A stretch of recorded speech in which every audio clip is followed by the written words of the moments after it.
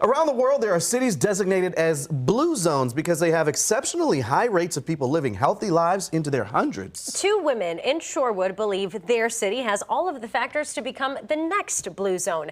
12 News' Mallory Anderson explores their quest to bring the Shorewood community together and make it one of the happiest, healthiest places on Earth. Nestled between the Milwaukee River and Lake Michigan lies the village of Shorewood. It spans less than 2 miles with a population under 14,000. But two residents believe it has the ingredients necessary to make it the next hotspot for life longevity. Year after year after year, the top countries, the happiest countries, are Scandinavian, Nordic, the countries that really have a lot in common with Shorewood. Heather Mansfield and Sarah Axtell are co-founders of the Shorewood Longevity Project. Mansfield is a lifelong educator with a PhD, and Axtell is a naturopathic doctor with a practice in Shorewood.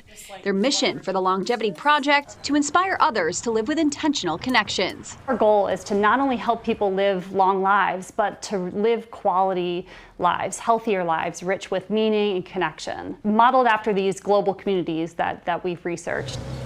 Those researched communities are areas designated as blue zones, cities with high rates of people living past age 100.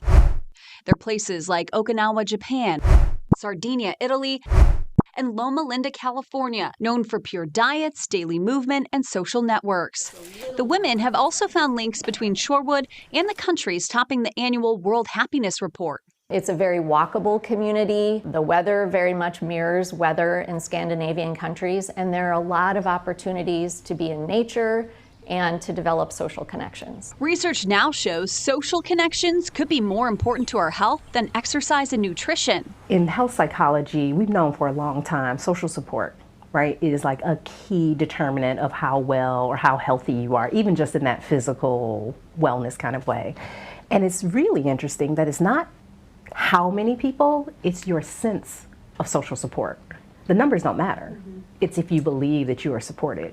And so I think, a community that is promoting this idea of we are together, we are social, we are supported, they're just automatically going to be better in some ways. Through their project, Mansfield and Axtell set up walks, dinners, digital detoxes, and a passport. This is our longevity passport, and it's modeled after the summer reading program where you pick it up at the library. We have our 4 elements that you can choose, like nature, activities like compost, nutrition, like eat fish or eat a plant-based meal, movement, like walk to the library or bike the Oak Leaf Trail, and then social connections, which is key, things like hosting a potluck or joining a book club. Those who complete the longevity activities get to pick up a goodie bag from the library and hopefully pick up a stronger bond with their community. Loose social connections of knowing folks in your community, knowing your neighbors, knowing people at the local coffee shop. Just having those loose social connections can improve longevity and wellness and really decrease the impact of stress. I think communities thrive when there's a shared responsibility for each other's well-being. In Shorewood, Mallory Anderson, WISN 12 News. The Longevity Passport is now available at the Shorewood Library, and anyone can participate, even if you do not live in Shorewood. We have much more information on how you can get involved on the 12 News mobile app.